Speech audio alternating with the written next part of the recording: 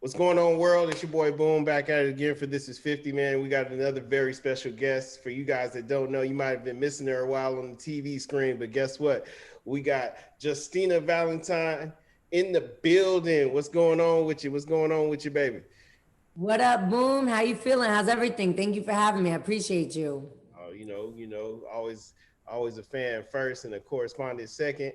But Thank you we're so gonna much. definitely get into you and your amazing career that's going on right now. You a host. For those that don't know, she's a host.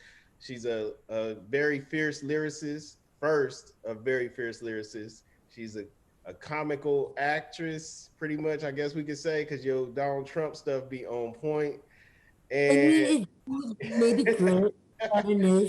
It's tremendous. Boom. I actually think your show and your interviews are the greatest interviews of all time. And if someone says they're not, it's fake news.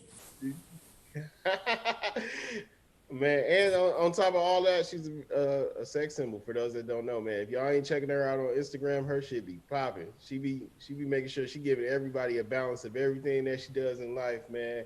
But Justine, man, let's get into it now. You just put out a project, literally called Infrared. Yes. Now, this is a project that definitely shows your lyrical prowess. Uh Like, huh. for those that didn't know just from watching Wild 'N Out or whatnot, this is a project that where you really get off with your lyrics. So I Yeah. guess the first question would be, a lot of people want to know, like, where did your lyrical birth start at? Like, where did you? We know you're from New Jersey and whatnot. So where did you originally learn how to, be so fierce with these bars? Yeah. I grew up like a huge hip hop head. Tupac is my favorite rapper of all time. Also grew up on Lil Kim, and I would like put my name in Lil Kim's raps. I'd be like, Lil Just the Queen Bee, so you best take heed. Shall I proceed? Like I was, yeah, yes indeed. So I just grew up like really, really loving hip hop. You know what I mean? Like just all the classics and all the legends of hip hop from Tupac, Little Kim, Jay Z, Nas, Biggie, and I would just like rap for my friends, and people would be like, "Yo, you're really good." And then I found out because I'm in Passaic County, so I'm right outside New York. So then I found out about EOW, and EOW is the longest running open mic in New York City, and shout out to all the EOW fam, and I started going there as a teenager, and I was cool with the bouncer at the door because I wasn't old enough to get in, but we was just cool. I was like, I'm not gonna drink, I'm just coming to spit, whatever. So he would let me in, and I would go there. You had to like sign up, and I would get on the stage, and I would just spit. And sometimes I would come, and I would spit some written verses, and sometimes I would just come, and I would just freestyle because I was always good at coming off the top. And they would do battles. What did they call it? They would do. It wasn't like a battle one on one, but they would do like, let's say it'd be like 5 or 10 people in each competition, and they will put you through a round of different things. Like for one round, the DJ would slow down and speed up the beat, and you had to keep rapping to it, which is actually something I had to do on Sway. We'll get into that later, which Sway and Wonder told me they stopped doing because no rappers weren't able to do it for real. So that would be like one round. Then another round would be like they would give you a topic or some words you had to freestyle about. And when I did, oh, it was called the MC challenge, the EOW MC challenge. So I did that. I won that. And when I first went through there, I'm mad young. I'm this like Italian girl. I'm rapping. So motherfuckers was kind of looking at me. But then when I would spit, and it was real like New York hip hop in the building, like real lyricists and people that love lyrics. They would always give it up to me, and that really helped me sharpen my sword because not only would I go and do that on stage, but I would kick it after. Like EOW would be done, and we would just be outside. It was at the Pyramid at the time. I think they changed the name of it now, but it was called the Pyramid at the time. It was on Avenue A, and we would stay outside, and we would just like all cipher, like motherfuckers would battle. And that EOW, definitely shout out to them. From Zoo, Pro, and Vice, rest in peace. They always like showed me love and like were like big like brothers of mine that just welcomed me into that community. And I still to this day have people from EUW that's like, yo, just like it's crazy to see you on TV. Like they really just like saw me from the very beginning of shit. So I would say that definitely helped me sharpen my sword. And then two, just like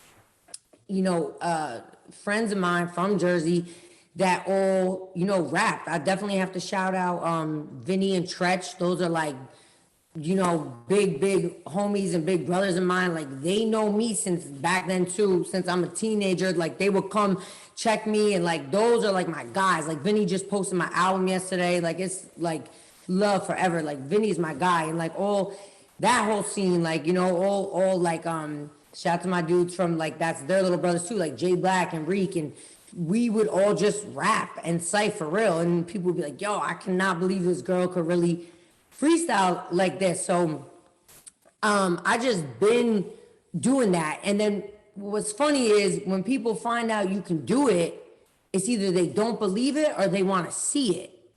So then people would always want to see it. So I would end up at a house party or whatever, and I would just end up doing it. So I was doing it a lot.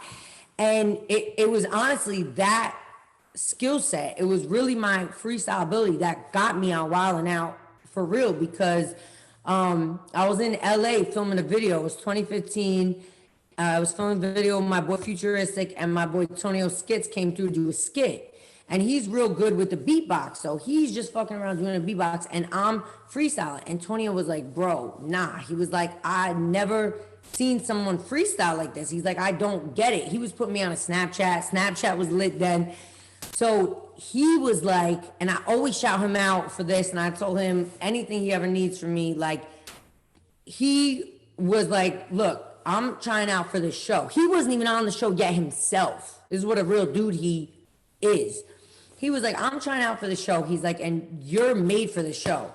I was like, what show? He was like, Wild 'N Out. I'm like, oh shit, you have the plug, that'd be dope. Cause I didn't have no connections. I didn't know anybody in the industry. Like, I didn't have anybody who could put out a hand to lift me up. Like it was just, I didn't have nobody. I was just grinding and we didn't like have no connect. So when Tonio said that, I'm like, yo, bro, thank you so much. That would be amazing. And one thing about Tonio, man, he always holds true on his word. He connected me with the executive producer, Nile.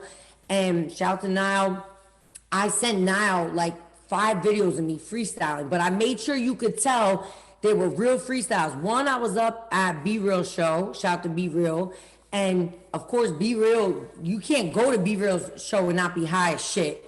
So we're all high as hell, and Be Real is giving me words right there on the spot. I spit a whole freestyle for Be Real, and at the end, Be Real was like, yo, that's the dopest freestyle I've ever had on the show. Like he, it has been, when I get into infrared and why I named it that and how I feel like people pretend like they can't see me. There has been some real people who have seen me. Be Real is one of them. Sway is one of them. But so I sent the Be Real freestyle. I sent a freestyle outside of damn, what's the name of the spot in New York? Now I got EOW in my brain. What's the name? Oh, SOBs. I'm outside SOBs. And they give me something to freestyle. Everyone's on the spot, and you see it's a real freestyle. I send them that, and then like a freestyle from like a show. Because at a show, I'll get words from people out the crowd. So sending those real freestyle tapes is what got me an audition for a while now. So honestly, sorry to go back to your question. I know that shit was mad long-winded.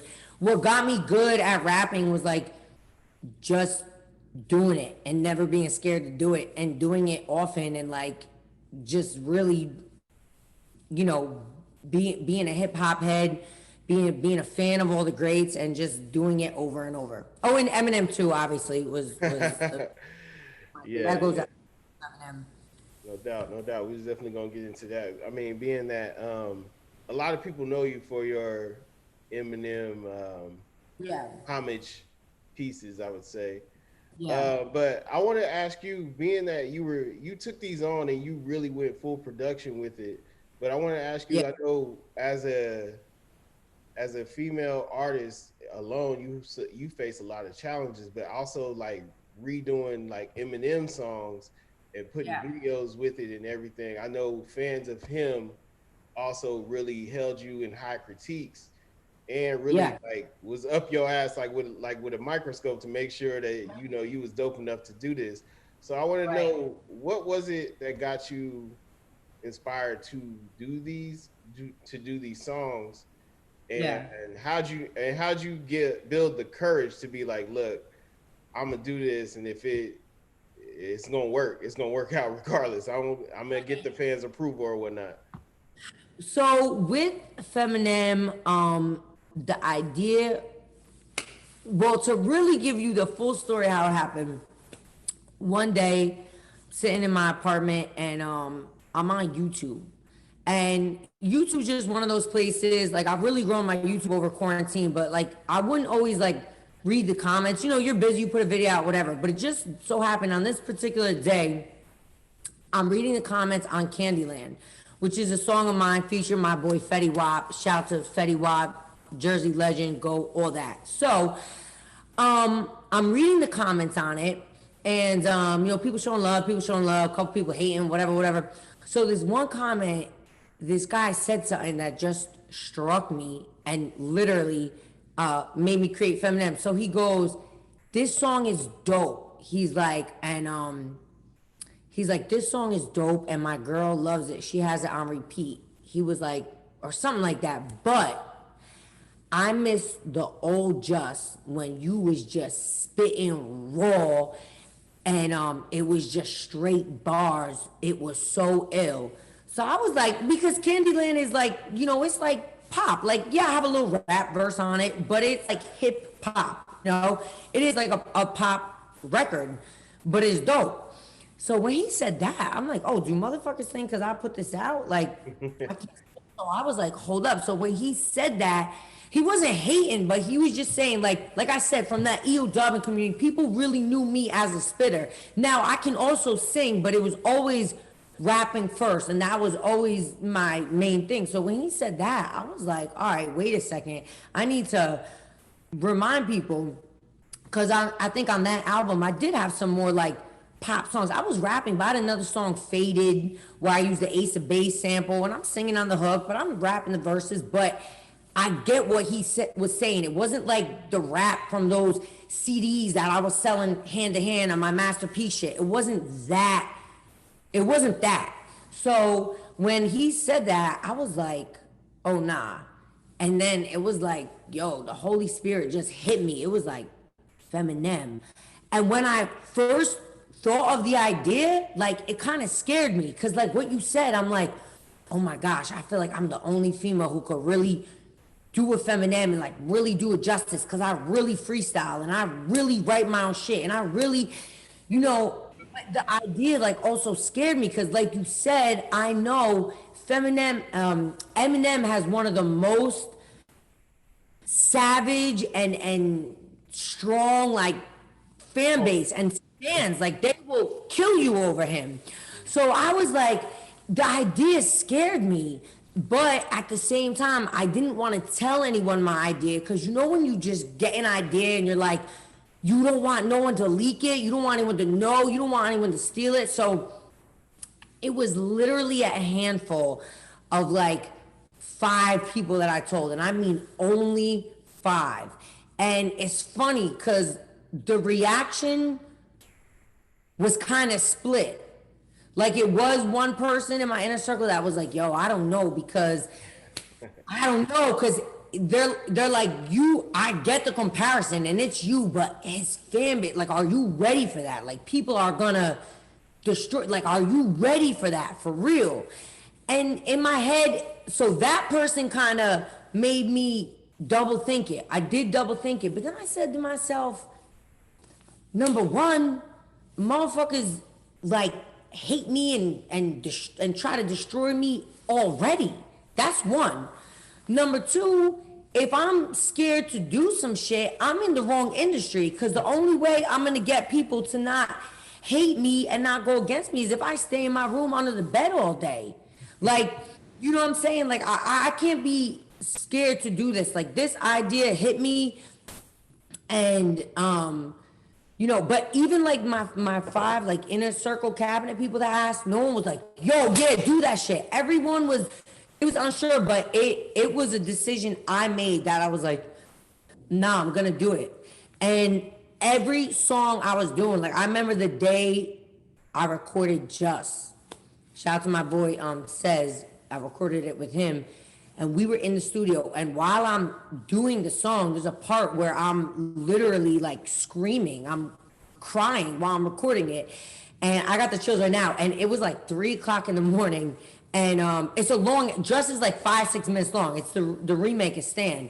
And Says was like, yo, Jay, it was just like an eerie vibe. He's like, yo, let's take a break for a second. And I was like, cause I'm like in the booth, like crying and like screaming, and like Just was like just a really personal song, and like just a really like explanation of like my, you know what I mean, a lot of the shit I've been through. So the album or the project, whatever you want to call it, just meant like so much to me. And when I listen to it, I'm like, yo, I know I did it justice, and I know I paid Eminem homage, and like I wouldn't even disrespect him by putting out something if it wasn't 100%. It was actually one song I did that I didn't end up putting on it. I thought it was dope, but I'm like, it's not bulletproof like the other ones. I'm gonna leave this one off.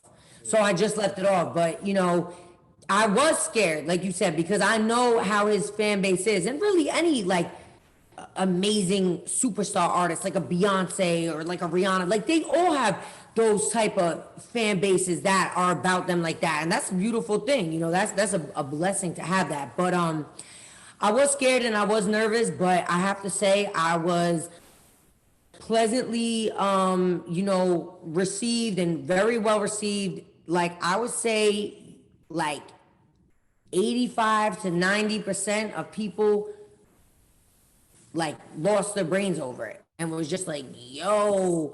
And then of course, you know, you had that good 10% that was like, fuck you, fucking whore, fucking cunt, you fucking slut, you fucking go do porn, don't do Eminem shit, you fucking bitch. Like, of course I had that too, like crazy, like, you know, but I kind of, you know, I expected that, but I was, you know, nervous to do it, but I just, when I got that feeling and I caught that feeling and it was just flowing out of me like water, I had to do it. And I'm glad I did it, because Feminem was the first project I put out that I really had, my fan base was on a different level because I was already on TV. My project I put out right before that was called Scarlet Letter, which had a lot of big tracks. I mean, it's underrated. That was the joint with Fed. I had a joint Futurist. I mean, that joint, you know. But the funny thing is that music's catching up. I'll be on my live sometimes and people are requesting songs off that album. And I'm like, oh shit. But anyway, so when I put that out while I was filming my first season of Wildin' Out.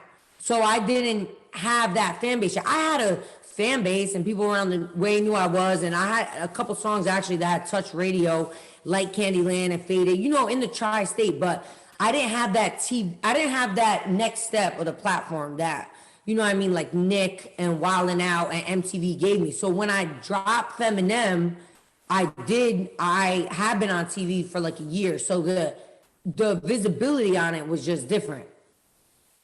So I'm you know, super grateful that I dropped that project, and it definitely got a lot of eyeballs on me, put a lot of new eyeballs on me, and you know, I dropped it on Dat Piff, which was dope because it's like, you know, Dat Piff, anyone could just go listen to it, download it, of course, obviously, because it was remixes. But yeah, that project did a lot of good things for me. So but yes, to answer your question, I was shooketh. I was shook over dropping it, and I was but you know, you gotta do it. Sometimes when you stay comfortable, that's when you can't grow. No doubt. Like you said, a lot of fans are catching up to your older music.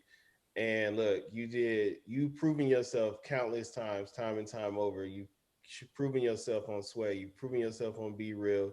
You've proven yourself on Wildin' Out, even just going up against other spitters like are that are known in the battle realm, like are Yeah. not even known, but fucking like damn near gods in that. Okay. Yeah, Yeah. damn near That's all. gods in this in that sense. But I want to ask you, with everything that you've accomplished, and just even with Nick and Wildin' Out and MTV, even branching out and doing your own stuff with MTV, what is Yeah. it? Why is it people don't allow you to be multi-talented where they praise everybody else for? Does that frustrate you at all? Because like you can do it all. Like I said, you're comical, you're a sex symbol, you're a lyricist, and you can act even if you wanted to, like, maybe a serious role or whatnot. You haven't been given that opportunity, but we know you can. You can spit, you can keep up with the best of them. But I want to know if it frustrates you that people, like you said, like haters sit there and tell you, hey, you go do porn or something else, go do something like that. Like, does it frustrate you still, or are you numb to this now?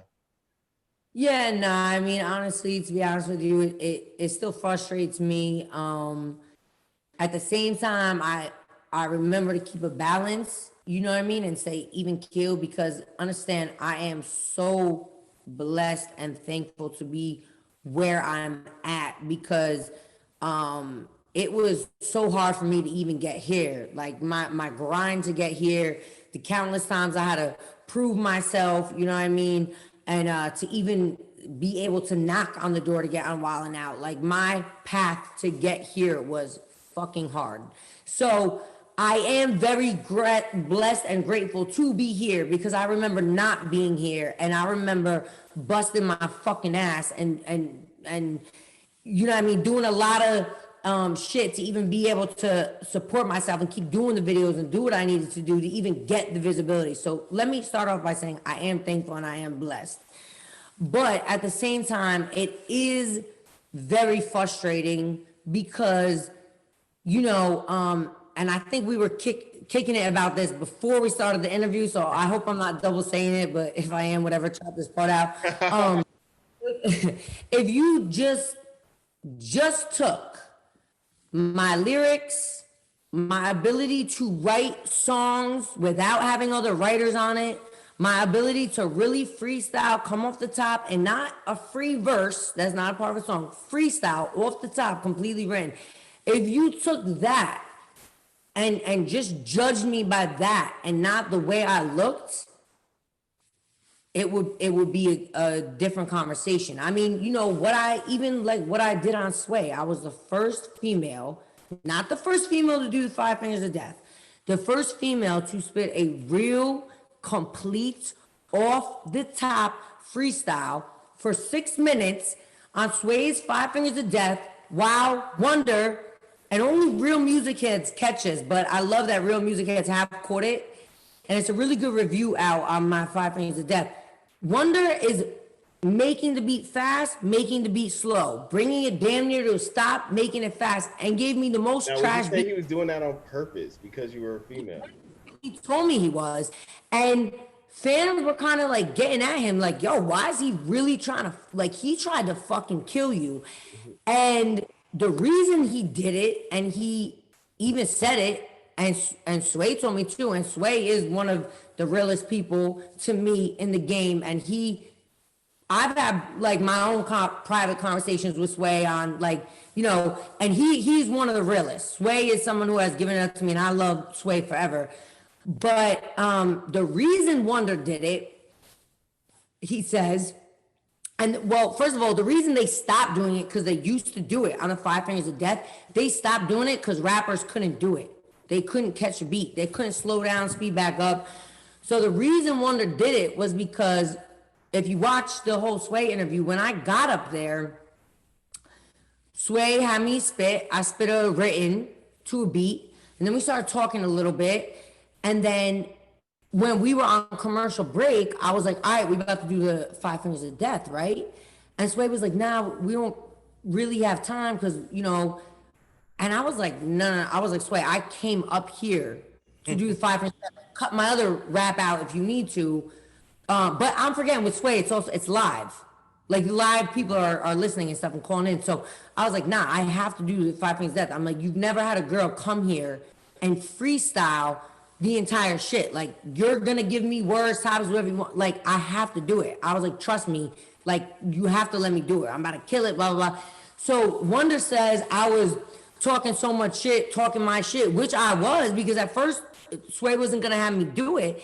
That Wonder was like, yo, you was talking so much shit that I wanted to, but he really, it shout to Wonder, so love, but he really tried to kill me. Like, if you watch the 5 death, and what's funny is, it's this two guys, they're called Lost in Vegas or Overnight in Vegas, something like that. They do reviews.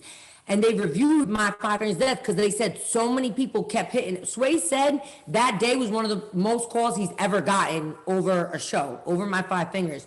So these Overnight in Vegas guys, or Lost in Vegas, said so many people kept hitting them, yo, you got to review the girl from Wild 'N Out, Justina's 5 death, blah, blah, blah. So they start reviewing it, and they do a blind review. It's not something they've seen yet. So they start watching it, and they're hating, and they admit it at the end. Like, they really wanted to hate on me for real. They're like, she's dope on Wild 'N Out. I'm not going to front. She's dope on Wild 'N Out, but she's talking to, right? So the 5 starts, and they keep pausing at certain parts. And every time they pause it, they're like, yo, Sway just told her to rap about, and she made a whole story out of it. And then they're like, yo, y'all might not understand what Wonder just did with the beat. He made it so fast, and then he halted it like to a complete stop, and she stayed on tempo. That was crazy.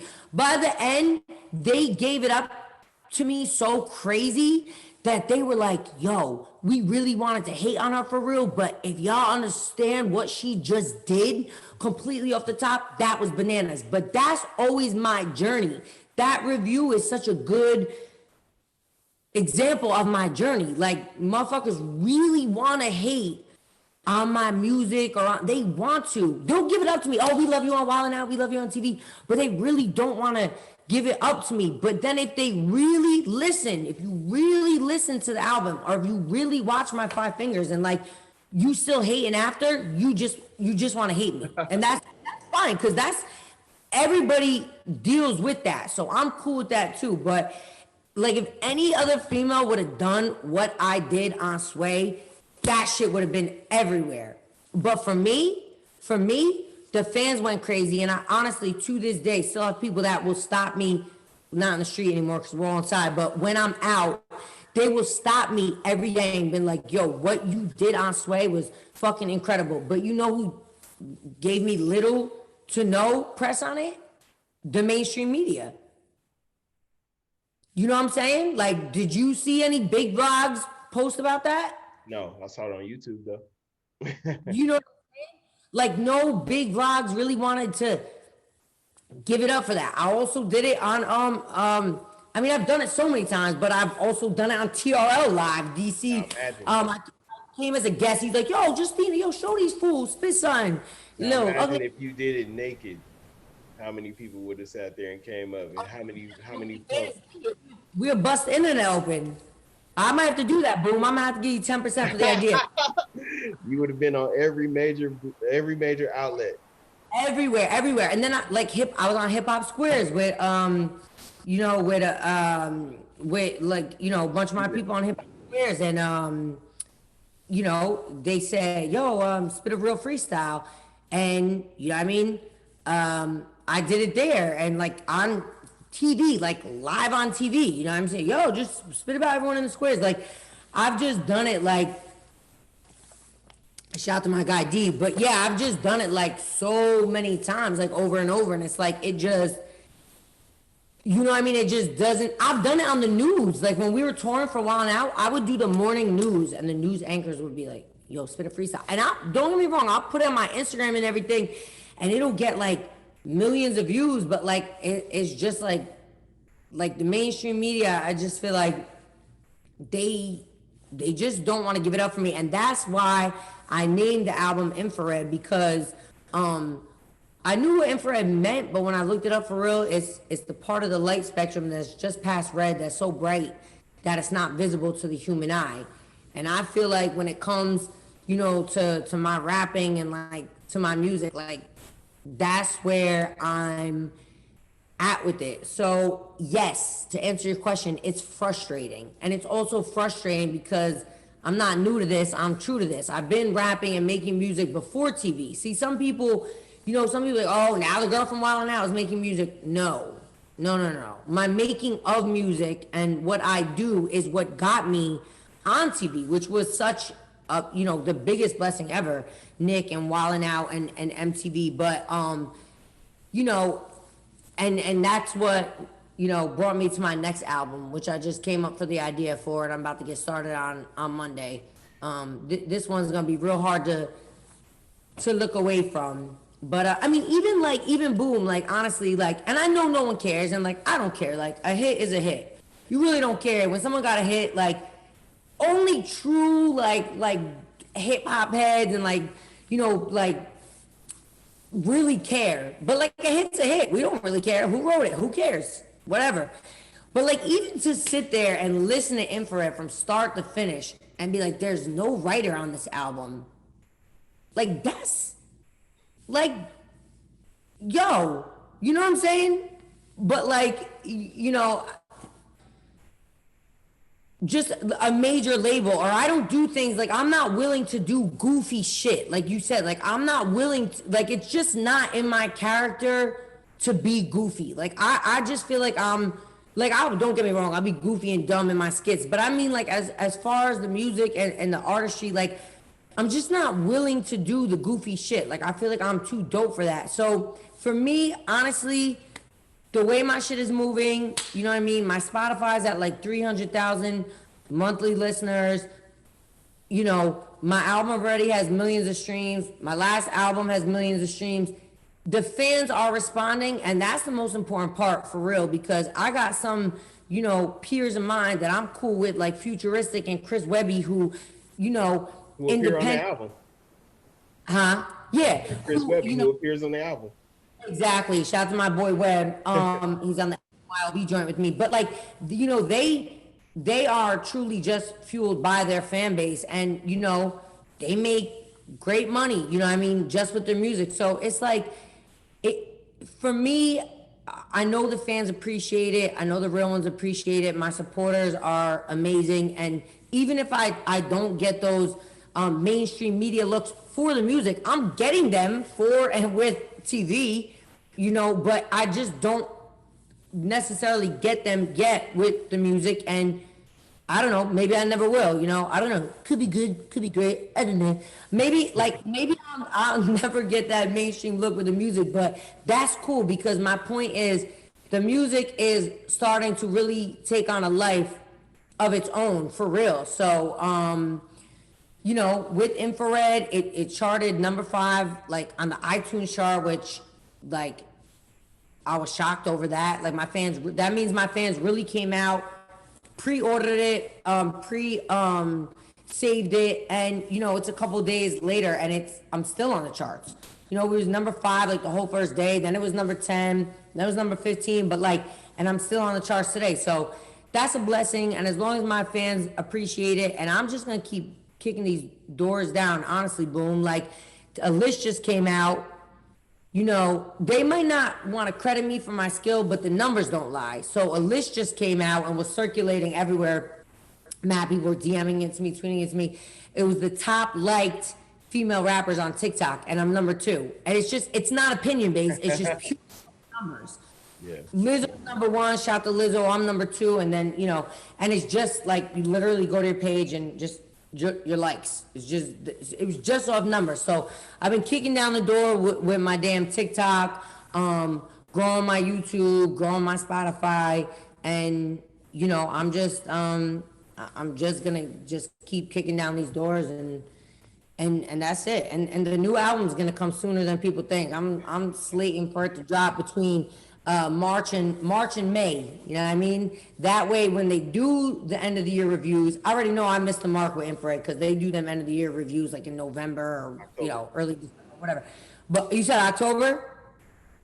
They see, look, boom, dropping jewels on us right now. Now we know. So album's gonna drop between like March and May. That way, it could at least be around to be up for the conversation. Will they include me in the conversation?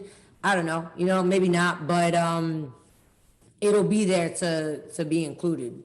Now, a lot of things that a lot of artists like yourself encounter is when like I could say like I said, you make sure on your Instagram you make sure you cater to all your fans. I mean, it's obviously you have a large male fan base, you have a large female fan base for your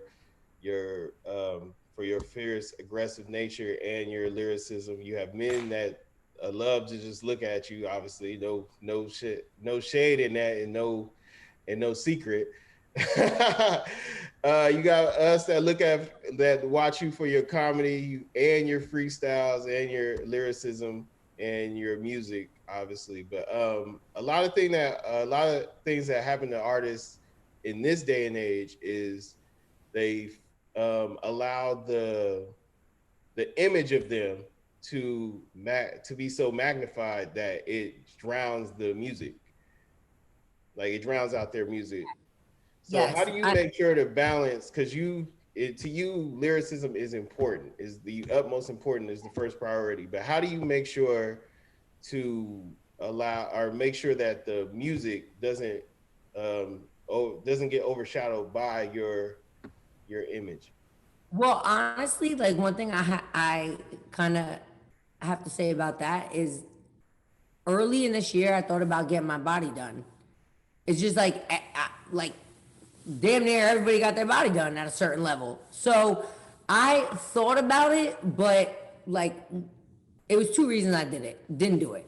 One was when I researched it, like it's just like I don't know, a lot of shit could go wrong, and I just am too happy to be where I'm at. A bitch was scared.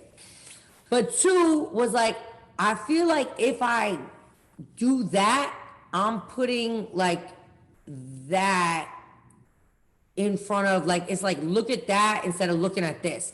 And I'm already, like I said, have a hard time sometimes having people look at the music and look at the skills. So now if I do that, I'm just making it harder for myself. And like you said, it's just like magnifying the image more than the talent. So honestly, that was one of the reasons that not that I'm not it's not wrong with getting your body done, but for me that was one reason why I didn't do it. And like you said, you have to cater to everyone. So yeah, I'm still do sexy pictures and I still want to look good in my videos and whatever. But then I still do along with that want to give them dope songs where I'm straight spitting. Give them just videos where I'm freestyling. Remind them, put up some of my wild styles from Wildin' Out. So it's like it's just a balance of yeah, you want to look cute, and especially like for a female, but you also want to remind them, why they're your fan past the looks and why they fuck with you. So, I mean, that's just what it is. I think it's about just keeping a balance for the males, the females, and give them something to look at, but you want to give them something to listen to as well and laugh to and all that. So that's I try to switch it up. If you go on my page, you'll see skits, you'll see music videos, you see me making up a damn TikTok dance. You know what I mean? You'll see a video of me just spitting a verse. See me post up some stuff from Wildin' Out. See me post up a freestyle. So I just try to give everybody like a nice balance of everything. No doubt, no doubt, and we thoroughly enjoy all of it. Just to let you know. Thank But you. another thing. All right, let's jump into this. Man, you're like you said, you're the wild style queen, pretty much. But one thing people have been dying to know is when is Justina Valentine gonna actually jump into these these battle rings or whatnot? Because I know the bag for you to do a battle is crazy. Like you just alone, I know just for you just being on there, win, lose or draw. I know people are sitting there like, look, we throwing the whole bag at you to get you on here because they know that you're going to draw so much attention just being on these battles. So, would you think about doing battles? If you do, when can we expect you to do one? What is your thoughts on the whole thing? Yeah, so definitely I've been approached to do battles and get into the URL. And my kind of stance on it is, number one, it would take a really big bag. And here's why. It's not like that I'm like, oh, I'm blah, blah, blah. But, I know kind of what, I know the ranges of like what battlers get. And like, for me, I can't take a battle to make what I make from doing a post.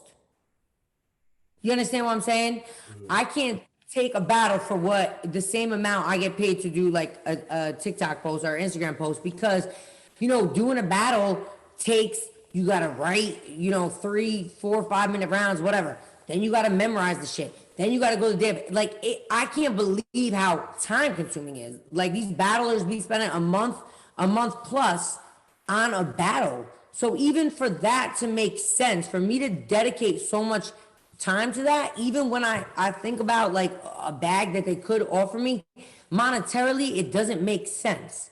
Because what that takes away from now in that month is my music that I'm continuously putting out, which is growing, which is making my music bag, bigger every month. Even though music isn't my top stream of income, it's still getting nice, you know what I'm saying? With everything combined, my YouTube, my streams, whatever.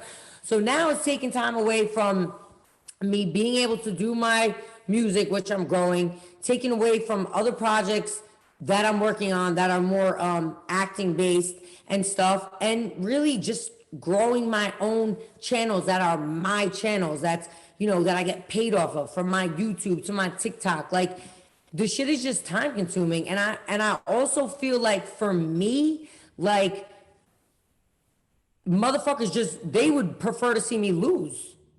So I feel like Floyd.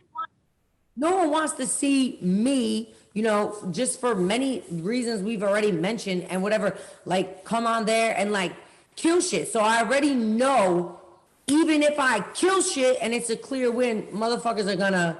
So I just feel like for me, honestly, I've respectfully declined quite a few times. It doesn't make sense. You're not gonna see me in the URL. It just doesn't make sense for me, And I've battled like coming up, like I was saying with like EOW and like other open mics I would go to, and just around the way, people seeing me like, oh, she raps, well, my girl raps too. I've had battles in the fucking Foot Lockers on Main Ave and Passaic where motherfuckers just put money up, and so it's not. And and one more thing I should add. I have never done a battle. Now, obviously, these little battles I'm doing at the open mics are around the way. It's not full long 20-minute battles like on URL. I've done battles too, like in LA when I went to open mics, but all of them were off the top. I just went there and I just battled a random. You know what I'm saying? So that would be a new thing for me to write a full battle on someone. I've never done that. I always come off the top. Now, can I do it? Of course, but does it make sense for me where I'm at right now to jump into URL at this point? No, it doesn't make sense. Is battle rap, would you feel like battle rap would be the ultimate approval for you as a lyricist though?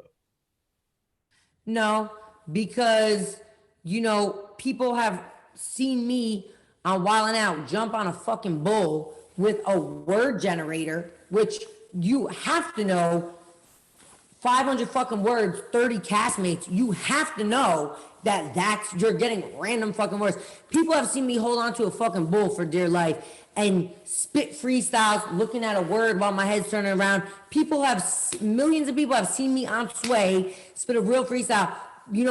Millions of people have heard Eminem in my albums, and no, whoever don't want to give it up to me, don't want to give it up to me if I stand on my head and spit a freestyle out of my fucking pussy into a rainbow. Like, whoever doesn't want to give it up, doesn't want to give it up, whatever, no matter what I do. So I'm not breaking my neck for those people because they hate me anyway. So I'm not doing nothing to gain approval for people that will never give me approval. I don't give a fuck about them. So, doing that, I feel like is catering to like that crowd that you talk about, that whoever is the pool of people that don't want to fuck with me, they just don't want to fuck with me. So no, I'm not doing something that doesn't make sense for my pockets or my time. Or I have a lot of projects going on right now. I got this one I'm trying to get done before Christmas, but it's kind of a big production. And it's like, this shit is time consuming. I'm writing my own script for it. I'm figuring out who I'm gonna have film it, how I'm gonna film it, the angles, the green screen. I got the fucking green screen I set up in the other room. It's a lot of shit I'm doing that would take so much time away from that. I'm just not willing to do it. And God willing, when 2021 rolls around, shit opens back up, I'm back to like, forget about all the stuff I've been doing, keeping myself mad busy in the house, recording from music to skits or whatever. When shit opens back up, it's gonna open back up. So nah, you're not gonna be seeing me. You'll be seeing me back on your TV screen. Facts. Now, one thing I want to jump into as far as the next topic is female hip hop. We're gonna definitely get into this. Being that female hip hop is very strong and very fierce right now. It's so many dope female MCs going out there and really topping the charts. And one thing I want to ask you, being that you are a female MC, obviously, but you, in your case, you're in a more challenging situation, being that you're a female for one and a white rapper for two, but you're not alone. It's other female white rappers that are also in the game, really trying to, make it to the top of the charts, or like yourself. What I would ask is, with you guys all being such in the same race and having to face the same type of adversities, would you be open to collaborating with these other female artists like Chanel West Coast, obviously, that is clearly another known white rapper, or Lil Debbie, or even Mulatto, or even along those lines or whatnot? Would you be open to working with these other female artists? Yeah, for sure. I mean, look, any female that shows me love, I'm always gonna show love back, because it's a lot of people that don't like to show love to me, right? So anyone who's showing me love, which shout out to my girl Chanel, she's always showed me love. That's no doubt that I'll collab with her. Mulatto, shout out to her, she's cool as hell. I recently interviewed her on a digital MTV show I had over the quarantine. That's, goes without saying. I'm not the type, it's funny, like, I really related to something you said before. You said, I'm a fan first, and then, I forget if you said comment. Correspondent second. And I feel the same way, because, as someone who's multifaceted, and I'm not just an artist, I'm also a host. I had a show where I interviewed, and I've done this, many a times when I'm, doing the red carpet or whatever. I'm interviewing other huge artists and celebrities, and I'm also a fan first and someone to show love. So I'm not the type to ever talk shit on anyone. Like, if it's someone that I really don't like their stuff or whatever, I'm just really not gonna say anything, on it. So I'm always the type also first to show love. And I also do come from like that host background, and I've done like radio and stuff before, stuff in Jersey and shit, like with my boy M-Easy, shout to him, and Jay Wax. We did a joint in Newark, like it was on my online station. So I also come from that place where I'm not just an artist, and I'm not just me. I like to big other people up. And even when, I do big a lot of people up, I do feel like the love is not always reciprocated in some places, but I understand that the game of that too, because shit is also a popularity contest. And I'm not super mixy, just trying to be in the scene and trying to be seen. I'm out here creating whatever, like, so I know that's something too, that I just don't stick my head up people's asses and try to be everywhere with everyone to be seen. That's also not me. So that probably hurts me too in, maybe the popularity contest of things. But as far as females killing it and doing the thing, I'm proud and happy for each and every fucking one of them. And I'm a big fan of all of them. You know what I mean? And all this new wave of females killing it. I mean, from Mulatto to Flo Milli, to just everyone on the show. You know, Cardi, Nicki, Remy. I mean, you know, if we throw back like all the veterans, and you know, I mean, from Kim to the Brat. Shout out to the Brat. She was actually the first person ever to show me love years ago before I was on Wild 'N Out. She jumped on one of my remixes. Shauna, Foxy Brown, Lauren, Missy. You know, Lil Kim. I already said, yeah, you already know Lil Kim. My favorite, Mary J. I mean, all of them, you know. So I'm definitely the type. And my girl too, Malibu Mitch, you know, killing Meg. How could I forget Meg? I mean, so any of the my girl Snow, the product, you know what I'm saying? Any female that would be a sick collaboration. Yeah, and you know, we've already talked about it, so hopefully that's gonna happen soon. But for real, any female that reached out to me and was like, "Yo, sis, I really fuck with you. Let's do a collab." Like, I wouldn't say no, even if they weren't like super lit, because I feel like any female that is willing to show that love and be down for like other females or whatever, and even like I said, with me not always getting that recognition and that love, I would definitely fuck with them. Oh, my girl Mariah Lynn too. It's a lot, you know, I'm sure I'm forgetting, but yeah, I'm not the type to be like, nah, I want to be that, and I don't give a fuck what color they are. I don't give a fuck. That shit does not matter to me, especially me being someone who is hated on or whatever. I'm not gonna do the same shit to someone else, so I don't care about none of that, you know. I'm proud and I'm happy for all the females that are killing it. I think that's an amazing thing. I think it's a time in hip hop that's never really been, where it's like so many females just killing it. It was always like you only had but a couple. You had like, you know what I mean, you had Foxy and you had Lil Kim. Like now it's like you got so many females. So that's an incredible thing. And and Saweetie too. I forgot to shout out Saweetie. I fuck with Saweetie.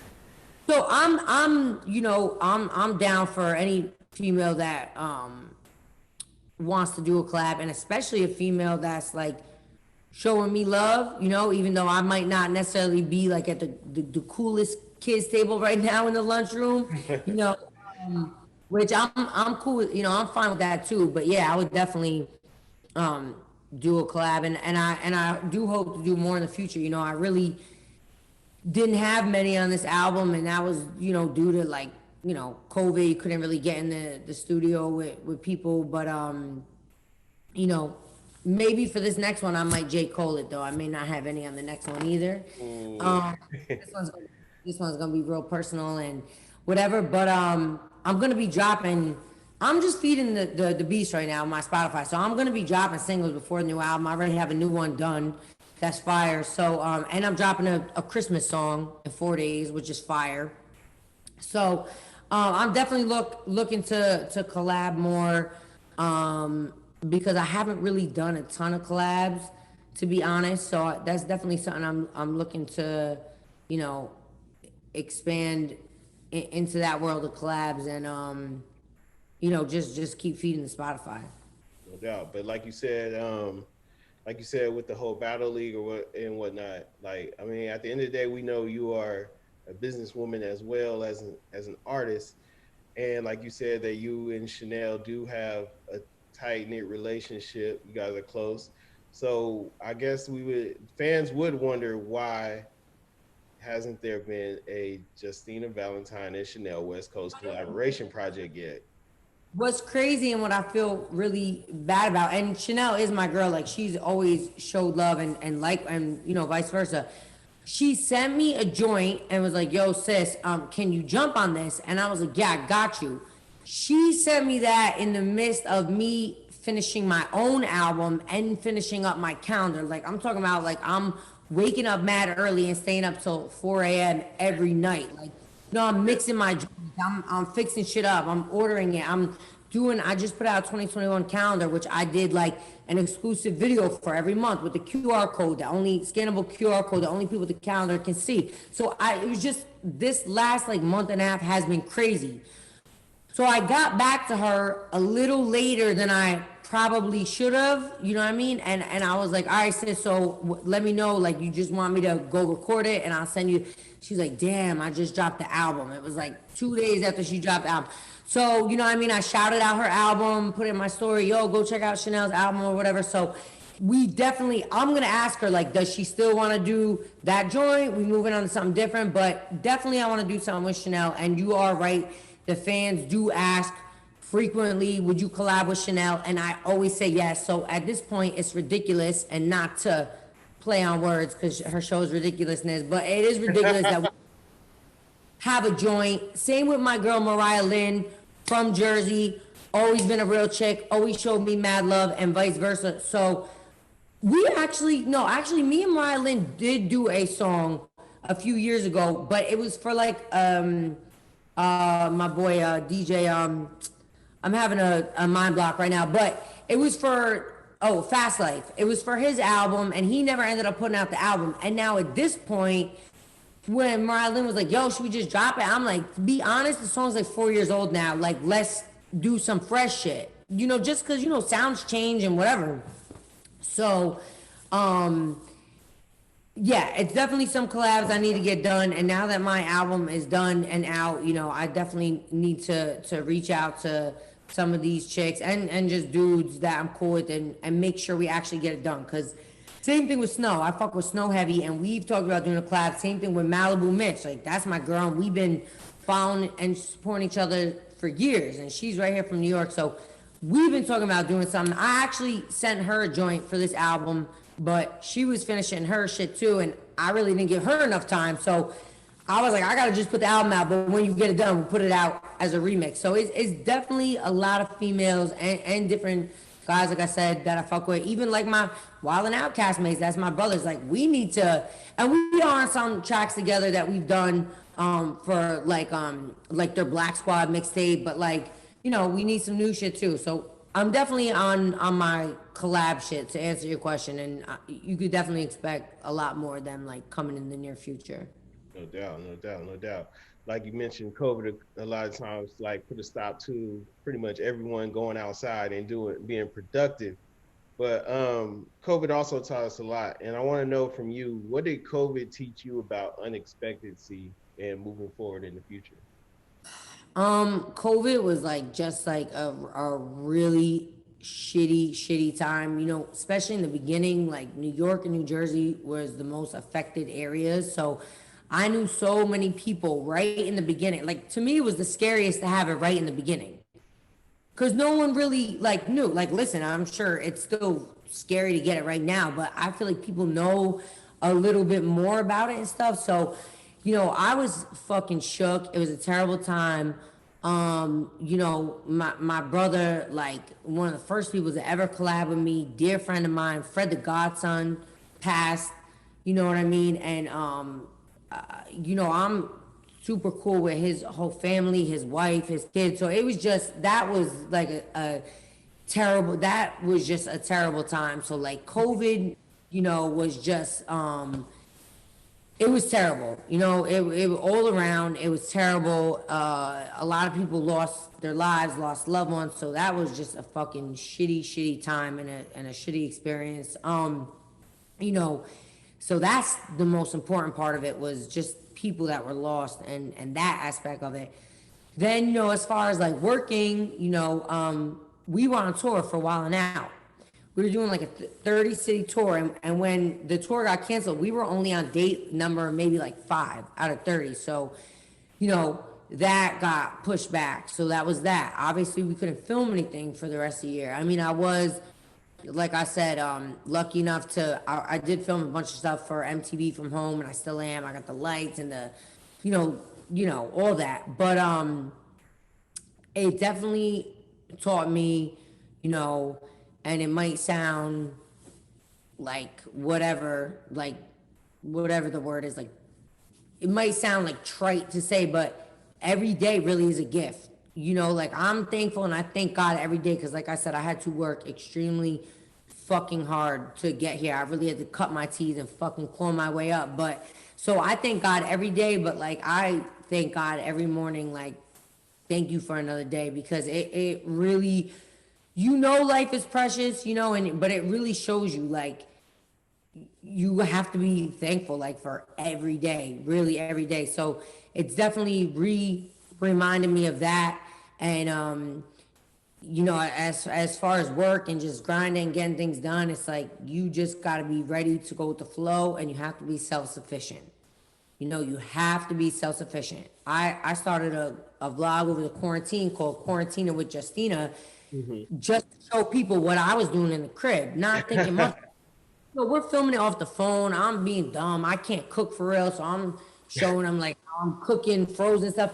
And like I put out the first vlog and it got millions of views. And I was like, yo, like people really. So then I did part two, part three. So it was just kind of like reinventing yourself, what you're able to do, making use. Like I shot mad music videos in the crib. I'm using like a crawl space under the stairs. I put all garbage bags under it and like made it like a cool, like, I'm like, yo, this looks like some Missy Elliott shit. Like we got all the, like you know, it really forced me and my team to just be more creative and continue to get things done. And honestly, I took advantage of the time because if I hadn't have been home and have been on tour and filming 2 more seasons a while now and everything else, like, you know, I was like, let me see what's on my to-do list and get shit done. I started my boutique, which I've been wanting to do for the past couple of years, J Valentina Boutique, which is doing crazy good. I've sold mad calendars off it, you know, my own line and stuff. So I made sure I made good use of my time, and I made sure that I planted seeds and watered more seeds that I already had planted to keep me self-sufficient. Like my YouTube can make me money every month. My Spotify can make me money every month. I don't have to depend on anything to be open or anyone else to do that. I could record, you know, I got the little setup to record in the crib, even though I prefer going to my studio, but whatever, I got the option. So it's like, I can always keep moving forward, progressing, dropping new videos for YouTube, dropping new music, dropping new vlogs, and keep creating. Me and Conceited, shout out to my boy Con. We got something in the works for a show that we came up with, and you know we're writing up. Me, Con, and Rip, shout out Rip. We also started a podcast. We started filming. We wanted to like film it, package it, whatever, see who we could sell it to. But we started filming that before COVID. Now the shit we talked about is expired because that was so long ago. But we're about to film new episodes for that. So I think it's just about like staying current, going with the flow. I saw that TikTok was the new shit, got on that quick. And you know, now I have some videos on TikTok that have 20 million views. So now people are coming to me like, yo, can you put this on your TikTok? So I think it's just about, you know, staying current, going with the flow of what's happening, and, you know, trying to, for me, it's just, you know, letting my artistry and my shit speak for itself. And like, I try to avoid like goofy shit. I know sometimes people just want to get in the vlogs and do silly shit, but that's, you know, that's not really I'd rather go like this. I'd rather keep going like this. You get what I'm saying? Then do something silly and go like this. I don't want that. So, you know, that's just kind of my game plan. Facts. Now, another thing we mentioned, or I mean, you mentioned that you started a TikTok and, you know, it's doing definitely well. Another thing that a lot of female artists did during the pandemic that really profited, even if it was a negative connotation at first, but was the OnlyFans thing. So look, I mean, you haven't done it. Obviously, you've been one to, you know, not really embark on that, but others have, and it's been very helpful. I mean, not very helpful, but very profitable for them. And being that, Again, you know, you are you post on Instagram, you are a very sexually open person when it comes to their look and your body. What has steered you away from starting one? so when it first came out, like I'm the type, I'm like, you know, let me let it come out, see what it's about. You know, I kind of treat like new shit kind of like the vaccine. Like let me see what happens. Yeah. So I felt the same way like with OnlyFans. I'm like, all right, let me see. And then it's like, okay, people are really making money. All right. So I already start thinking in my head, I'm like, all right, well, if I did one, I'm not gonna be doing no smut shit. I'm not gonna be fingering myself. I'm not gonna be naked. Would I post like some sexy pics, whatever? I mean, like you said, I do it on my Instagram as is. So I'm like, all right, let me see. But if I do mine, it's gonna be more exclusive shit too. Like, here's a cut of the video that you didn't see, or that, you know what I mean, maybe wasn't clean enough for YouTube. Like, or here's some behind the scenes. Here's an exclusive freestyle, you know, I did whatever, like stuff maybe that I won't post elsewhere, more exclusive content. Um, but you know, I kind of sat on it, sat back, saw what other people did, and I talked to uh someone on my team and was like, yo, do you think it would be okay if I started OnlyFans? And they was like,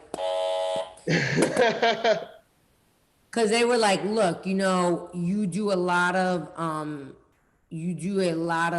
sponsorship with big brands. You know what I mean? From McDonald's to Mountain Dew to Subway, you know what I mean, to Coors to I'm forgetting some other shit, but I've done a lot of big sponsorships with big companies, and what could happen and probably would be just having that connection. They might not want to use me anymore for things like that, for commercials, you know.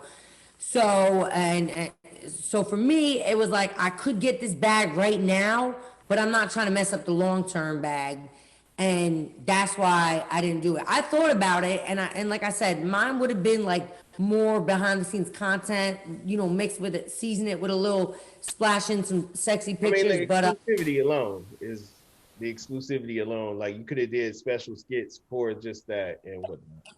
exactly, and I know a lot of people have used it like that, but I guess, you know, maybe some bigger corporations just still have a negative connotation toward it. And I don't know, maybe like that might change 6 months from now.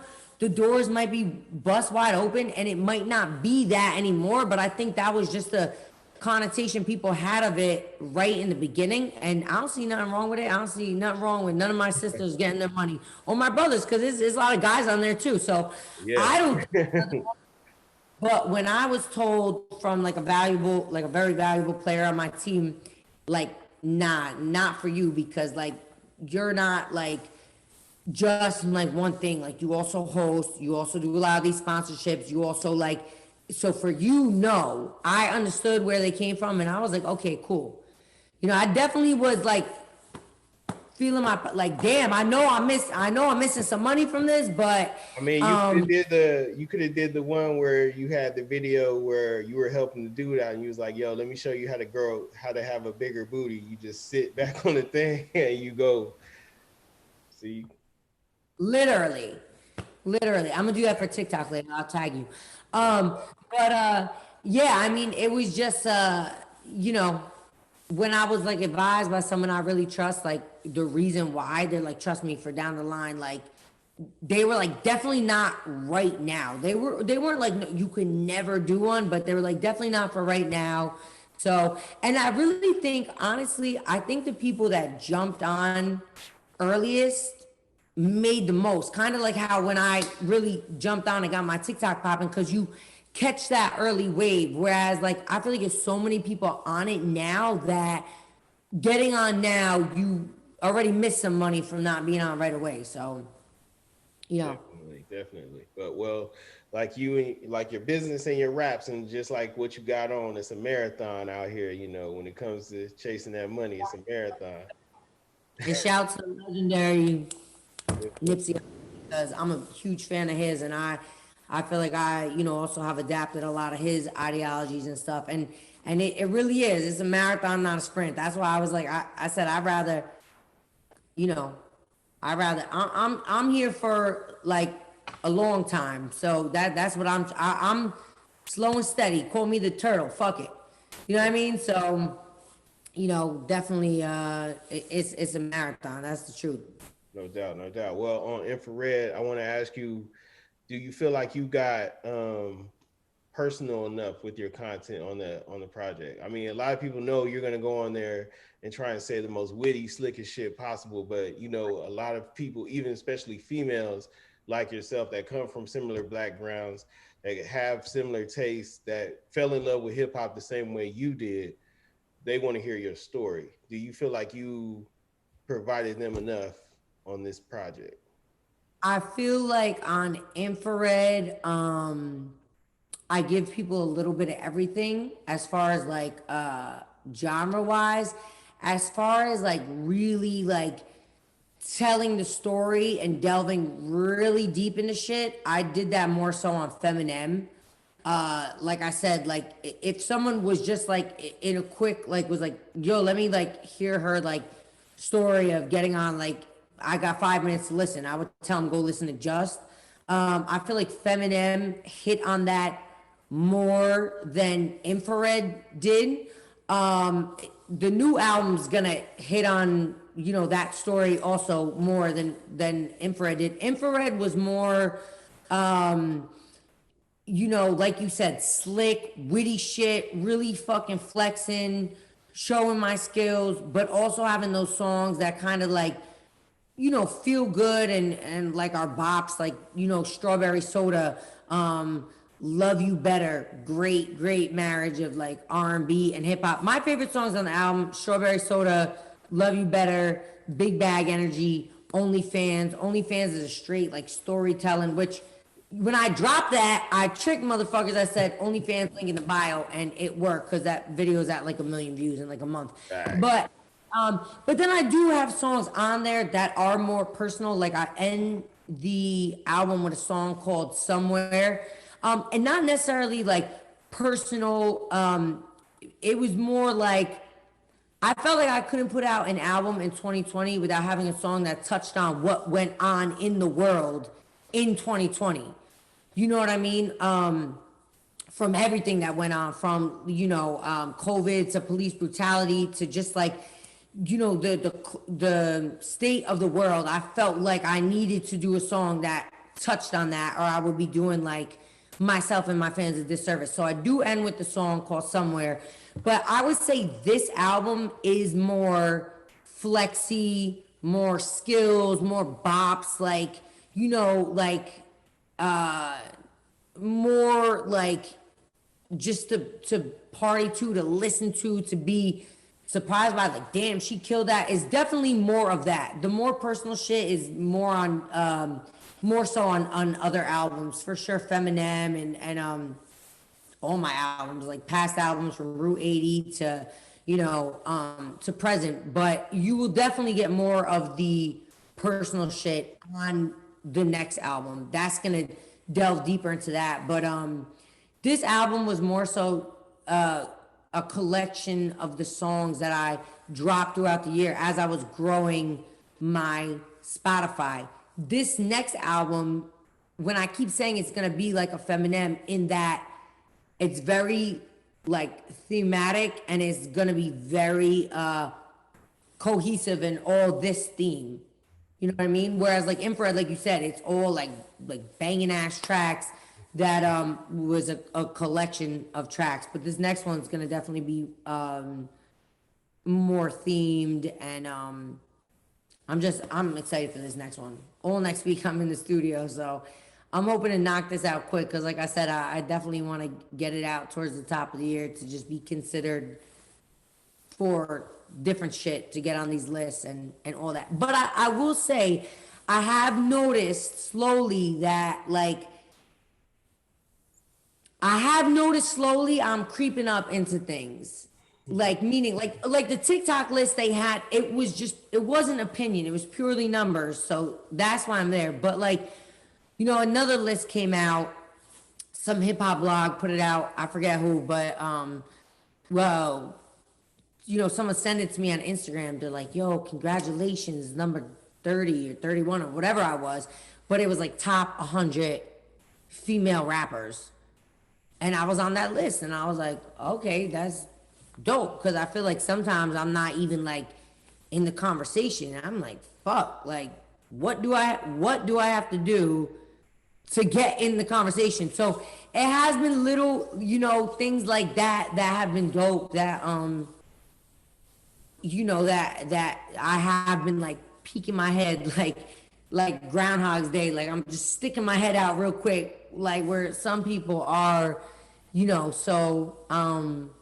that was cool. And in this new year, when shit opens up, I think like one thing I need to definitely get into this year is, you know, getting up to these getting up to these stations like I-95 in Connecticut. You know what I mean? Maybe like Funk Flex, go see Sway again, go see Bootleg Kev again. Like just get up there and just go.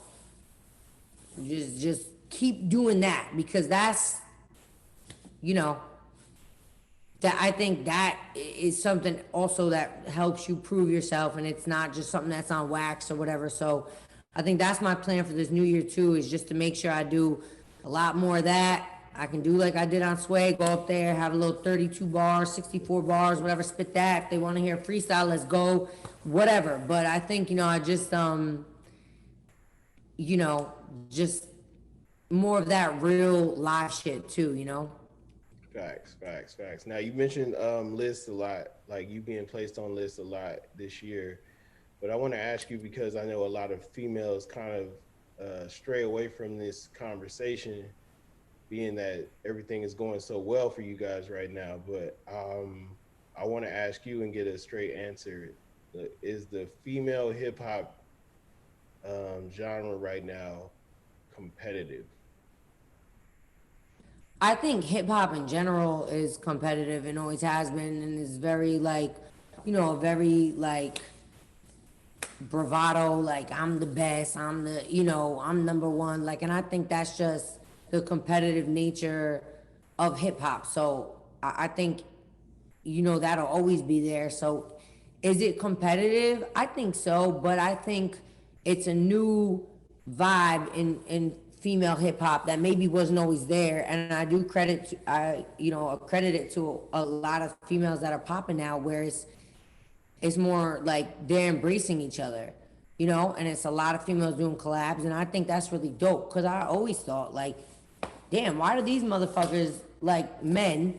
Like, why can it be so many men that are lit and like are the top, but like with females, it's like you know, why are the females always pitted against each other? So I think breaking loose of that is something that's cool, and that's a newer thing, and I think that's great. Is it still gonna be competitive? Like, is everyone still gonna want their album to chart the highest and have the most accolades on Billboard and whatever else? Yeah, I'm sure, but I feel like that's with anything. You always want to be the best, and you always want to be in the top. But I feel the competitiveness is more friendly now amongst the females. It's like friendly competition, like Mm-hmm. Yeah, saying, people and don't, it's like, and a lot of people don't try and embrace the friendly competition part. They just be like, "Oh, I don't see a competition. I'm just here to do me." But it's really at underlining it's a friendly competition. but which is cool. It's like, even like look at all the like collabs that have been. You know what I'm saying? Like, Even with make, collabs, I know you guys get on there and want to smoke each other or do yeah, have the best verse. yeah. I mean, you know, no one wants to be on a song and like they're like, skip that second verse. Nobody wants that. But I think even still too, like a lot of females are kind of like, yo, I want this song to be number one. I want to sound good, but I want you to sound good too. I mean, that's how I would feel. Like I would, you know, if I got a song with another chick, like I want them to sound great too. I know I'm gonna sound great. I'm gonna make sure I sound great, but I want them to sound great too because, you know, I want the recognition for a great song. I don't want people to be like, yo, you know, so and so killed so and so. Like that's not, you know. So I think that's cool now that females, you know, are working together. I think that's good, and I think maybe that's one of the reasons why more and more females are coming up and coming out, because it's not like a, you know, it's not like a them telling their team or whoever, yo, you can't fuck with any other female or whatever. Definitely, Which in definitely. the past, I think like maybe the industry made it like that. Like maybe the industry had it so it was like only one female could be on top or two females on top, and it's like there's always been so many guys at the top. There's always been so many guys at the top. So yeah, I think it's great that a lot of females are getting their shine and their just due. You know, I think it's about time, honestly. No doubt, no doubt. And one thing I want to commend you on in 2020 alone, you released a lot of great music and you made a lot of leeway with your music, like you said, with the TikTok being the number two artist influencer pretty much on the app. But you also did it during a time like that was like really important for just our society, our today's society, and our culture in general. But I want to ask you, with everything going on, obviously with like the George Floyd situations and Black Lives Matter and all the social injustice, were you ever concerned about releasing music at the time, being that people would like you face a lot of challenges obviously as a white female artist, but yeah, I want to ask you, did you have any reserves or concerns about releasing music during these times, just to be like, I want to not offend anybody or not, like, get a sense that I'm, still trying to, gain my popularity in these times? Yeah, no, I mean, definitely, I did it. At the time, I think I want to say it was "Hide and Seek," which is a song off the album. I had just wrote like a full track. It was just like bars straight through, no hook, and I had it slated to release. I think it was right after George Floyd, and I think it was Hide and Seek. And I actually hit up the label that I distribute through, and I was like, "Yo," I was like, "Can we push back my song?" Because when you drop a song through the label, in order to hit release radar, you have to submit it like 10 days early, at least 10 days early. So the song had already been submitted, and they really frown upon like moving like the dates, I guess, whatever.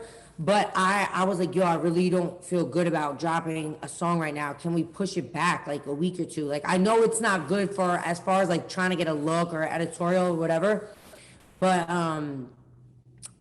they were just like, nah, we understand. They were like, cool, we'll push it back. So I definitely pushed back that release, and I just felt like it would be insensitive to like drop anything right then. And I knew automatically it was the right thing to do, and I was happy I did it.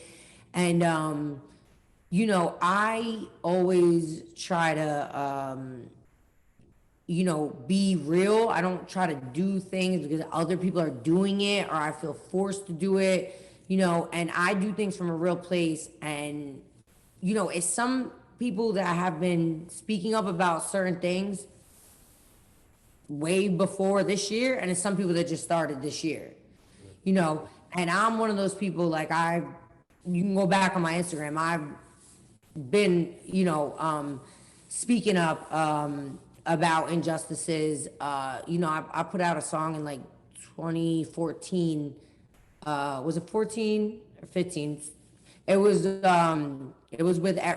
right after Eric Gardner was killed, and we were on tour when that happened. And it I couldn't like I just couldn't. I was so fucked up about it while we were on tour, and I was like, yo, I want to like, somehow. I didn't have the biggest platform at the time, but I was like, yo, I would just want to put out something like, for the people who don't know about shit that's going on, because it's people who turn their face or just don't look to know what's going on. So anyway, I put out a song called Freedom, and the whole music video is clips of police injustice. That was back then.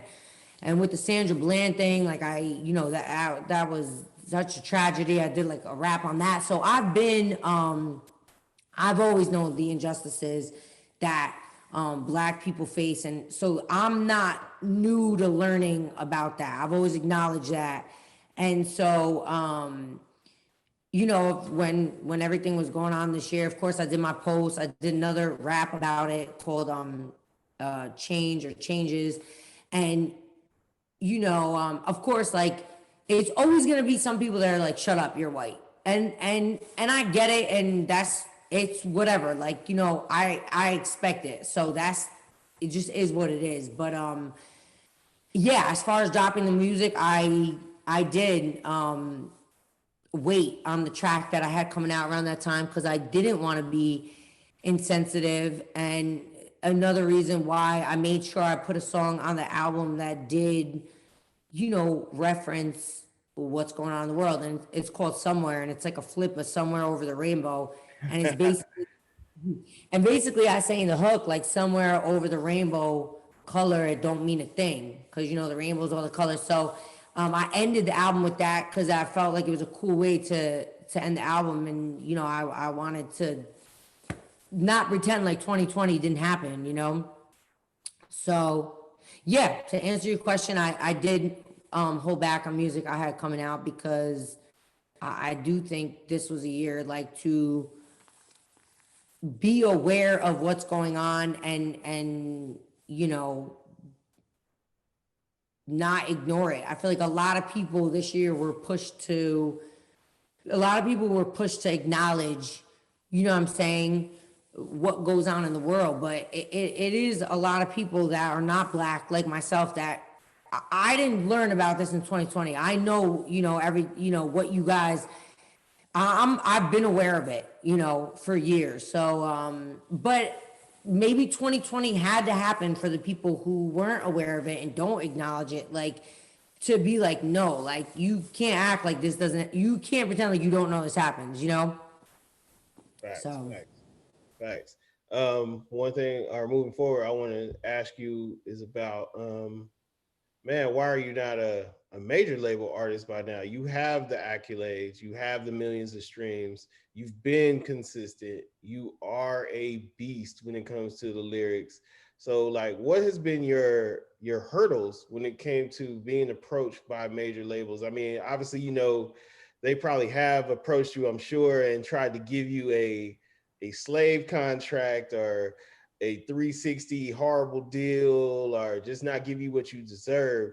But what is, like, speak on what has hindered you from having these major yeah. label um Well, acquisitions? basically, basically, you know, you said it. I've been approached, and it's just like, you know, for someone to offer me like a bag that's not that big to put behind my music, and then I have to give up so much ownership on it. Honestly, it doesn't make sense to me. And then, you know, it was like I was offered, you know, a deal on a song. I had a hard time clearing the sample, whatever. So it's definitely been, I've been approached on things, but a lot of artists that I'm like have personal relationships with, like I mentioned like Futuristic and Chris Webby, like they've taught me a lot of things they've done in the industry. And when I see how much you can make when your streams and everything are up like that, and that you can build it yourself, you know, that's kind of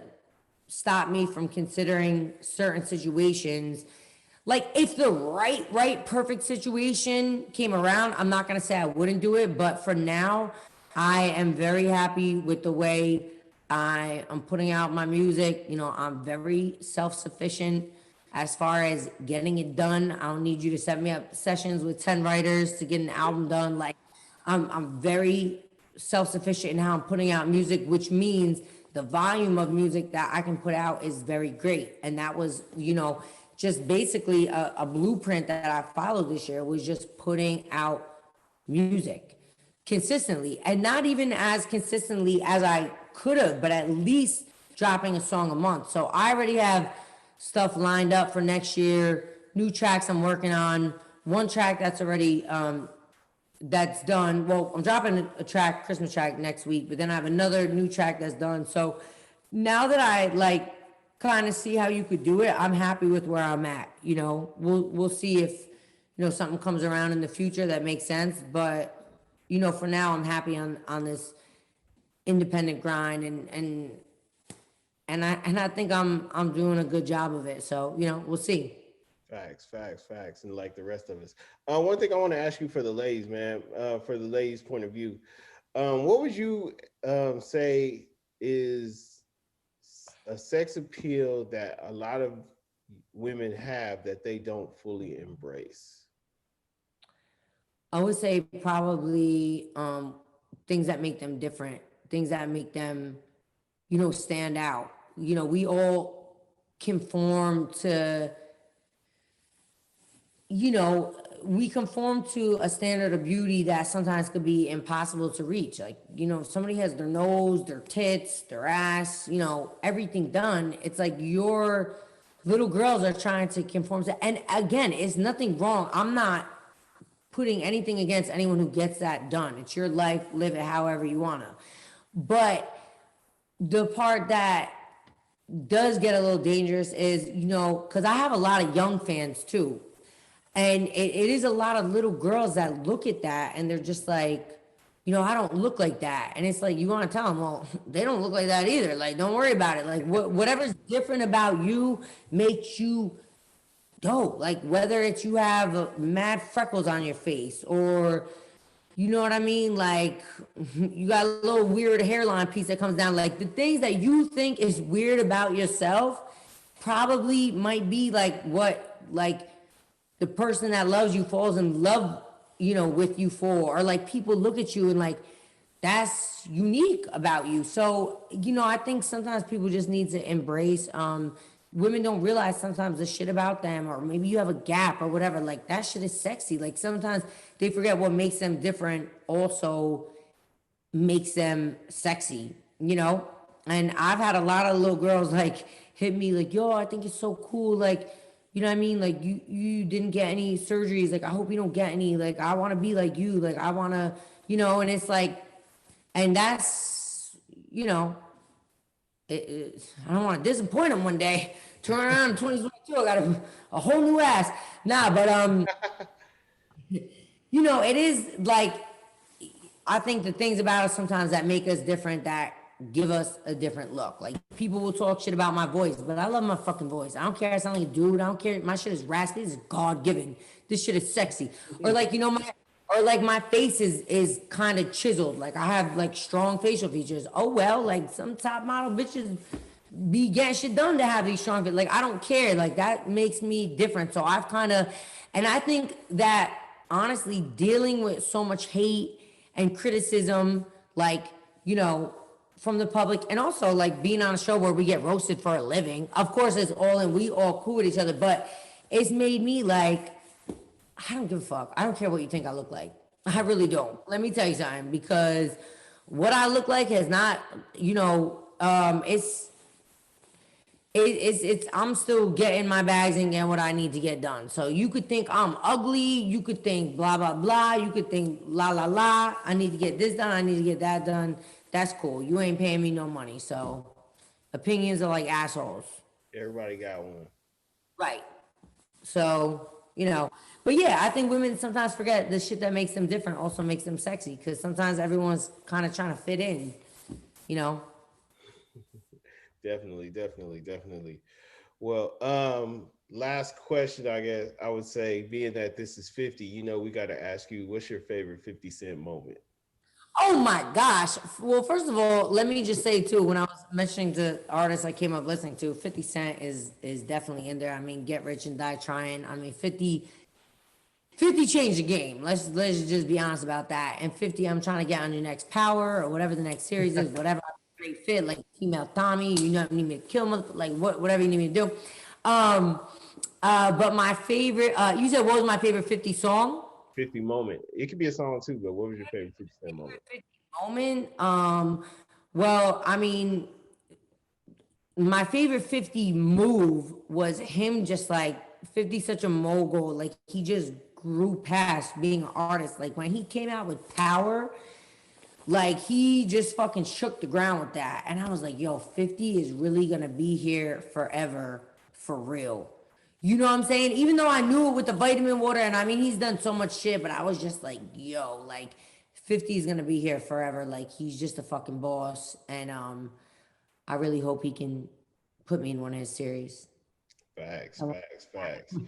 Oh, no. One more thing I want to ask you, I guess I would say, because I know you got, like you said, you have a lot of fans that look up to you, man. I think one thing they want to really ask you is, how do you maintain your mental health? That's a good question. And, I feel, especially during this time, a lot of people's mental health was tested during this time. Even people who really didn't have issues before. I mean, everyone goes through their own shit, but I think there's a couple things. First thing is staying even keeled. I try to never get too high and I try to never get too low. So even if I get the fucking best news today, I'm going to be happy. I'm going to be thankful. I'm going to thank God, but I'm not going to get too high off it. I'm not going to, hit that success rock too hard because I don't want my high to be too crazy from it. And I also want to make sure that I'm the type, I treat everyone the same. I don't care if you're the fucking janitor or you own the building. I've always been like that. So and I think that's because I'm never too high off nothing. That helps keep me there. Also, on the other hand, I try to not get too low. Some fucked up shit happens, you know what I mean? The album gets taken down, whatever, God forbid. But I'm just saying, it's like, try to not get too low off it because, we're still, so lucky in so many other ways. Even just to have your health, you're lucky. So I try to never get too low. Also, it was one thing I heard Drake say in an interview once that his mom taught him, and I always kind of remembered it. It was like, I don't, it was years ago I heard it. I don't want to misspeak, but it was something like the 3-day rule. And he was like basically saying like if like, an outlet does like let's say a really bad review on your album or whatever, that day you're going to feel crazy, whatever. But his mom told him, wait, see how you feel the next day. And by the second day, you're going to still be upset over it. And then by the third day, you're going to be like, damn, that kind of sucks. And by the fourth day, you're going to be on to like the next thing. So it was basically, I think, just like not just the lesson, I think, was like not just living in the moment, like kind of trying to see, the bigger picture of everything. And lastly, I will say to the kids and anyone, the adults with their mental health is we can't get too hung up on other people's opinions of us, because one thing I'll say, it's not often that someone more successful or doing better than you is going to come on your page to hate on you because they're busy being successful and doing their thing and probably minding their own business. So those attacking you, coming for you, leaving bad comments, so on and so forth, it's a good chance, a great chance that, they're not even on your level. And social media has really opened up the floodgates for anyone to criticize without credentials. You know what I'm saying? Like anyone can criticize and think that they're like a boom, like they're a correspondent and they don't have no background knowledge, nothing.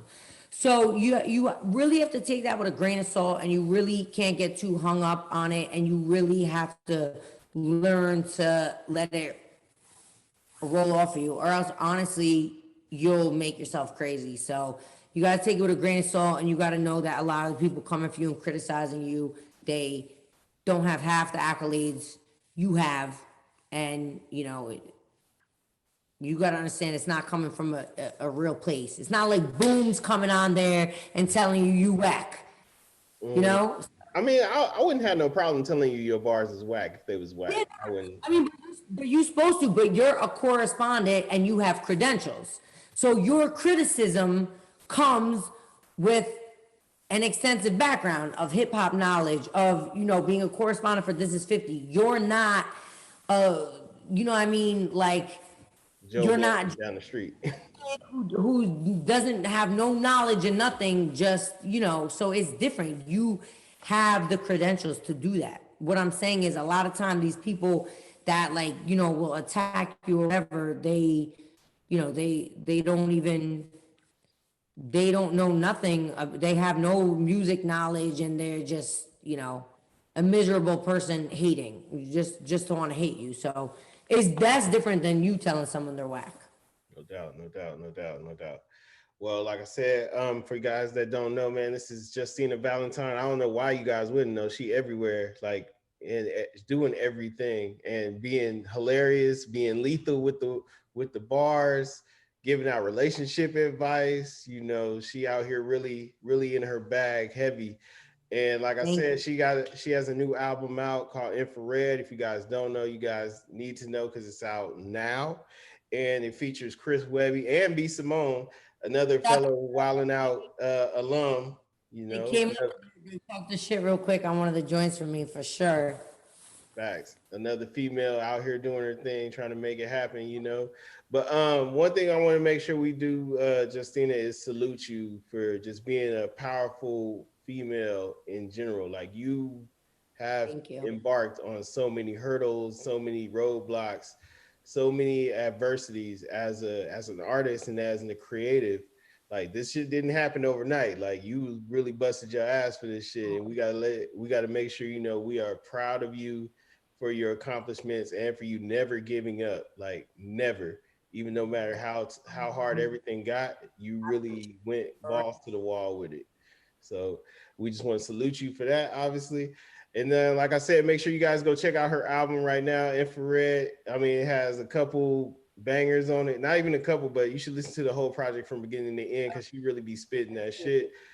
And you know, if you have to have some selections on it, you got Big Bag Energy, you got Can't Relate, you know, you got OnlyFans. And I mean, what's your favorite?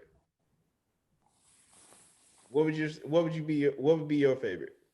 My selects would be strawberry soda, love you better, big bag energy, OnlyFans. If you only got time to listen to four, those are the four. The whole album slaps, but those are my top picks. And boom, I just want to say I really appreciate you for real. Thank you for taking the time to kick it with me. Thank you for the love and the real love because you told me if you're like if you was whack, I'll tell you you're whack. But I appreciate you for real and for taking the time and it's much appreciated. If you ever need something from me, I'm here. Holla at me. No doubt, no doubt, no doubt. No problem, no problem. All I need from you is to continue to spit that truth, be authentic, and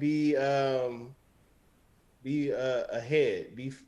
Be ahead of the curve, man. Right. You Got know, to. as a wordsmith, you can always get better. As a wordsmith, you can always get better out here. So, but like I Oh, said, this is 50. We got Justina Valentine in the building. Make sure you guys go check out her album, Infrared, like I said. And Justina, thank you for being here. Thank you for everything. so much appreciated. I appreciate you. Shout out to all of This Is 50. Shout out to 50 Cent. And boom, shout out to you. I really appreciate you for real. All right, all right. I'm glad you appreciate you. Now I need you to know that we at 50 would like to tell you that I need my money by Monday. So Ah, fuck. Did you get good thing I sold good thing I sold a lot of these calendars. I don't have a big post today so I can have you and 50 your money by Monday. All right, I'm on it. Send me the cash app. all right, all right. Hey, well, we gonna get them out of here. This is 50. This is Boom. This is Justina Valentine. We out of here. Peace. Boom.